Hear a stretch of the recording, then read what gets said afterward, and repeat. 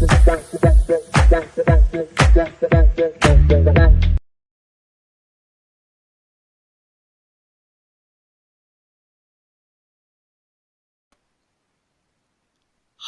Hello வணக்கம், நான் உங்கள் சிங்கார். Welcome back to my YouTube channel. So நம்ம இந்த வீடியோவில் என்ன பார்க்க போகிறோம்னா, மை சினிமா கலெக்ஷன் செக்மெண்ட்டோடைய இன்னொரு வீடியோ தான். ஸோ இதுக்கு முன்னாடி நான் இந்த செக்மெண்ட்டில் நிறைய வீடியோஸ் போட்டிருக்கேன். ஸோ அது நம்ம யூடியூபோடைய ஹோம் பேஜ் செக் பண்ணிங்கன்னா அதில் பிளேலிஸ்ட் அப்படின்ற ஒரு இது இருக்கும். அதை செக் பண்ணிங்கன்னா உங்களுக்கு நிறையா செக்மெண்ட்ஸ் வந்து வரும். அதில் நிறைய வீடியோஸ் இருக்கும். ஸோ அதெல்லாம் நீங்கள் செக் பண்ணி பாருங்கள், சூப்பராக இருக்கும் வீடியோஸ். ஸோ பார்த்து உங்களுக்கு பிடிச்சிருந்தா லைக் பண்ணுங்கள், ஷேர் பண்ணுங்கள், என்னோட யூடியூப் சேனலை சப்ஸ்கிரைப் பண்ணிக்கோங்க. அப்போ தான் நான் போடுற வீடியோஸ் உங்களுக்கு நோட்டிஃபிகேஷனாக வரும். அண்ட் நம்ம இன்னைக்கு மை சினிமா கலெக்ஷன் இந்த செக்மெண்ட்டில் இந்த எபிசோடில் எந்த ஒரு படத்தை பற்றி பேச போகிறோன்னா, சூப்பர் ஸ்டாரோடைய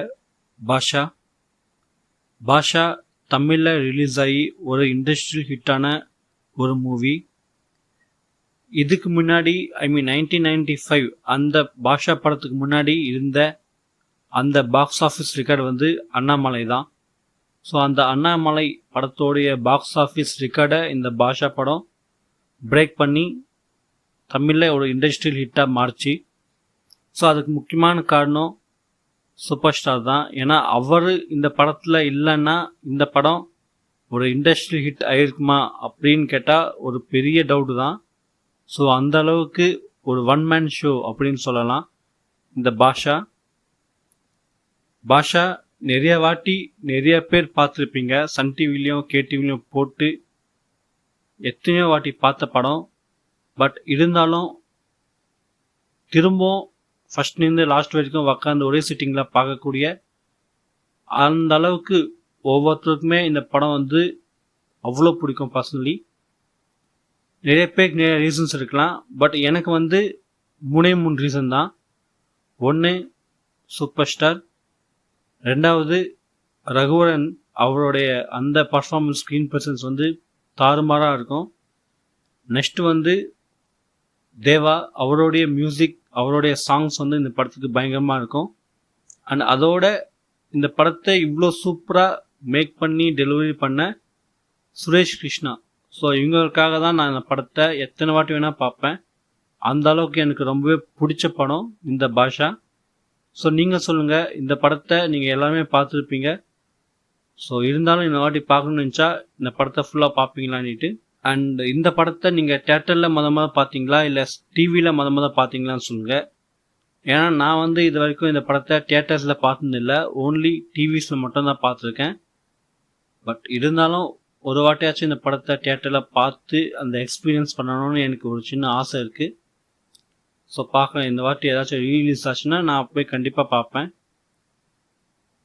தென் இத்தனை வாட்டி இந்த படம் பார்த்துருக்கோம், இத்தனை வாட்டி சின்ன வயசுலேருந்து பார்த்துன்னு இருக்கோம் இந்த படத்தை.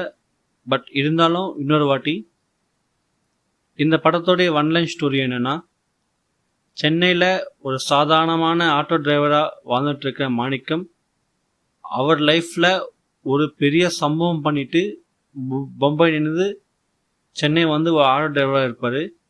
ஸோ அந்த சம்பவம் என்ன, அதுக்கப்புறம் அவர் லைஃப்பில் என்னெல்லாம் ஆச்சு அப்படின்னு தான் இந்த படத்தோடைய ஒன்லைன் ஸ்டோரி. இந்த பாஷா ஒரு பக்கா மாஸ் கமர்ஷியல் என்டர்டெயின்மெண்ட் மூவி தான். ஸோ அதனாலேயே எல்லாருக்குமே இந்த படம் ரொம்பவே பிடிக்கும். ஸோ சின்ன வயசுலேருந்து பார்த்துருக்கேன், இப்போ வரைக்குமே எனக்கு இந்த படம் பிடிக்கும். ஸோ இதுக்கப்புறமும் நிறைய பேருக்கு இந்த படம் பிடிக்கும், புதுசாக பார்க்குறவங்களுக்குள் கூட. ஏன்னா ஒன் மேன் ஷோன்னு சொல்லுவாங்க இல்லையா, ஸோ அதுதான் இந்த பாஷா. ஒருவேளை ரஜினி அவர் இல்லாமல் வேறு யாராச்சும் இந்த படத்தில் நடிச்சிருந்தா இந்த படம் இவ்வளோ பெரிய வெற்றி படமாக அமைஞ்சிருக்குமான்னு கேட்டால் எனக்கு அதில் ஒரு சந்தேகம்தான். ஏன்னா ஒவ்வொரு சின்ன சின்ன டைலாக், நடக்கிறது, பேசுறது எல்லாமே வந்து அவர் தான். அவரை தாண்டி இன்னொரு யாருமே வந்து அந்த அளவுக்கு பர்ஃபெக்டாக பண்ண முடியுமான்னு தெரியாது. ஸோ இந்த படத்துக்கு ரஜினி சார் எவ்வளோ முக்கியமோ அதுக்கு ஈக்குவலான ஒரு பர்சன் தான் ரகுவரன் சார். மார்க் ஆண்டனி அப்படின்ற ஒரு கேரக்டர் அவ்வளோ பெருசாக பேசப்பட்டது. இப்போத்துக்குமே அவ்வளோ சூப்பரான ஒரு கேரக்டர். அவரோட ஆக்டிங், அவரோட அந்த வாய்ஸ், அவரோட அந்த ஸ்டைல் எல்லாமே வந்து ஒரு பயங்கரமான ஒரு விஷயமா இருக்கும் பாஷா படத்தில். எனக்கு ரொம்பவே ஒரு பிடிச்ச ஆக்டர்னு சொல்லலாம் ரகுவரன். பயங்கரமாக இருக்கும் அந்த படம் பார்க்கறதுக்கு.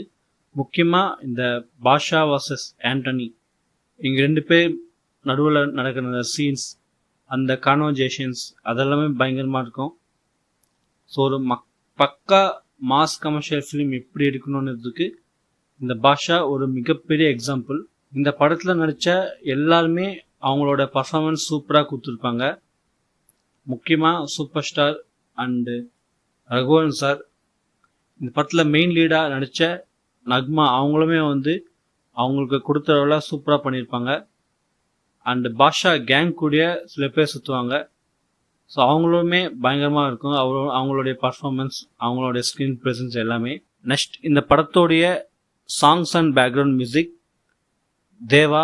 அவர் தான் இந்த படத்துக்கு பாட்டு மற்றும் பின்னணி இசை கொடுத்துருப்பாரு. இந்த படத்தில் வர பாட்டு நான் ஆட்டோக்காரன். அப்போலேருந்து இப்போது வரைக்குமே ஆயுத பூஜைன்னா இந்த பாட்டை தான் போட்டு வைப் பண்ணுவாங்க. ஸோ அந்தளவுக்கு ஒரு சூப்பரான ஒரு சாங்காக பாஷா படத்துக்கு தேவா வந்து கம்போஸ் பண்ணி கொடுத்தாரு.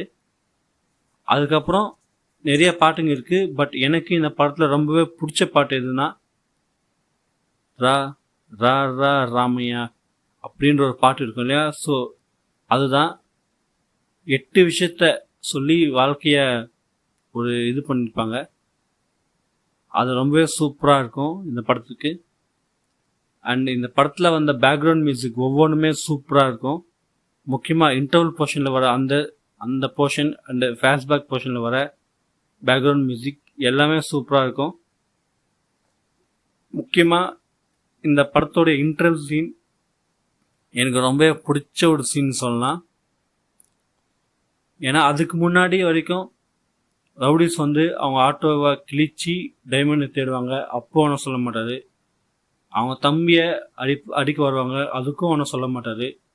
பட் அவங்க தங்கச்சியை அடிச்சுட்டு இது பண்ணதுனால அப்படியே கோவப்பட்டு ஒரு அடித்து அந்த காக்கி சட்டை போட்டிருப்பா இல்லையா, ஆட்டோ ஓட்டுற அந்த ஷர்ட்டை அப்படி ஸ்டைல் பண்ணி நிற்பார் மனுஷன். அப்படியே தாறுமாறாக இருக்கும் அந்த சீன் பார்க்கறதுக்கு. ஸ்டைலுனாலே அவர் மட்டும்தான். ஸோ அவர் மாதிரி ஸ்டைல் பண்ண முடியும். பட் அவரை தாண்டி யாராலுமே ஸ்டைல் பண்ண முடியாது. ஸோ இங்கே அதுதான் உண்மை. அதனாலலாம் ஸ்டைல் மன்னன் ரஜினி அப்படின்னு சொல்லுவாங்க. இந்த படம் இப்போவுமே பார்த்தாலுமே நிறைய இடத்துல போரே அடிக்காது. ஸோ அந்தளவுக்கு சூப்பரான ஸ்க்ரீன் பிளே எல்லாமே எழுதி பக்காவாக டைரக்ட் பண்ணியிருப்பார் இந்த படத்தோடைய டைரக்டர் சுரேஷ் கிருஷ்ணா. அண்ட் இந்த படத்தோடைய ஃப்ளாஷ்பேக் போர்ஷன் அதுவுமே ரொம்ப சூப்பராக இருக்கும். ஸோ ஏன் மாணிக் பாஷாவாக மாறினார் அப்படின்றதுக்கான ஒரு கிளியர் கிளாரிஃபிகேஷன் வந்து சூப்பராகவே ரைட்டிங்கில் இருக்கும் அந்த படத்தில். ஸோ அதனால தான் நம்ம அந்த கேரக்டரோட கனெக்ட் ஆனோம். ஏன்னா இந்த படம் அவ்வளோ பெரிய ஹிட் ஆனதுக்கு அந்த எமோஷன் வந்து ரொம்ப சூப்பராக இருக்கும். ஸோ அதனால தான் இந்த படம் வந்து அவ்வளோ பெரிய ஹிட் ஆச்சு. இந்த படத்தில் காமெடி சீன்ஸ்னு பெருசாக இருக்காது, சின்ன சின்ன காமெடி சீன்ஸ் மட்டும்தான் இருக்கும். அதை தாண்டி இந்த படம் மொத்தமே வந்து ஒரு எமோஷ்னல் ஆக்ஷன் ட்ராமா அப்படி தான் போகுமே. ஸோ நீங்கள் சொல்லுங்கள், இந்த படத்தை நிறைய வாட்டி பார்த்துருப்பீங்கன்னு நினைக்கிறேன். ஸோ உங்களுக்கு இந்த படம் எவ்வளோ பிடிக்கும்னுட்டு சொல்லுங்கள். அண்டு இந்த படத்தை ரீரிலீஸ் ஆச்சு நினைக்கிறேன் கொஞ்சம் வருஷத்துக்கு முன்னாடி. இதுக்கப்புறம் ஒரு ஃபுல்லாக ஒரு கில்லி ரீலீஸ் ஆன மாதிரி ரீலீஸ் ஆச்சுன்னா நீங்கள் இந்த படத்தை போய் தேட்டரில் பார்ப்பீங்களான்னு சொல்லுங்கள். நான் கண்டிப்பாக இந்த படத்தை போய் தேட்டரில் பார்ப்பேன் ரிலீஸ் ஆச்சுன்னா. ஸோ அண்ட் அவ்வளோ இந்த படத்துடைய பாக்ஸ் ஆஃபீஸ் விஷயத்துக்கு வந்தோன்னா அந்த இயரில் வந்த ஒரு பிக்கெஸ்ட் இண்டஸ்ட்ரியல் ஹிட் மூவி தான் பாஷா. இப்போ அந்த படத்தை வந்து பார்க்கணும்னு நினச்சிங்கன்னா இந்த படம் சன் நெக்ஸ்ட்டில் ஸ்ட்ரீம் ஆகுது. ஸோ பார்க்கணும்னு நினச்சிங்கன்னா பார்க்கலாம். அண்ட் அதை தாண்டி யூடியூப்பில் இருக்கும்னு நினைக்கிறேன். நான் செக் பண்ணுறேன். செக் பண்ணி உங்களுக்கு லிங்க் ஏதாச்சும் இருந்துச்சுன்னா டிஸ்கிரிப்ஷனில் கொடுக்குறேன், செக் பண்ணிக்கோங்க. இந்த படம் கன்னடாவில் ரீமேக் ஆச்சு. கொட்டி கோபா அப்படின்ற டைட்டிலில் கன்னடாவில் ரீமேக் ஆகி அங்கேயுமே இந்த படம் வந்து ஒரு பெரிய ஹிட் ஆச்சு. ஸோ அவ்வளோதான் இந்த படத்தோடைய வீடியோ. அதாவது மை சினிமா கலெக்ஷன். எனக்கு ரொம்ப பிடிச்ச ஒரு சினிமாவான பாஷா படத்தை பற்றி நம்ம இவ்வளோ நாள் பேசணும். ஸோ எனக்கு தெரிஞ்சு 10 மினிட்ஸ் மேலே போயிடுச்சுன்னு நினைக்கிறேன். இனி போதும். நெக்ஸ்ட் வீடியோவில் நம்ம வந்து இன்னொரு படத்தை பற்றி டிஸ்கஸ் பண்ணலாம். ஸோ இப்போ நான் பாஷா படத்தை பற்றி பேசினேன் இல்லையா? ஸோ அதே மாதிரி பார்க்குற உங்களுக்கு ஏதாச்சும் சஜஷன்ஸ் இருந்துச்சுன்னா நீங்கள் கீழே கமெண்ட் பண்ணுங்கள். நெக்ஸ்ட் நான் எந்த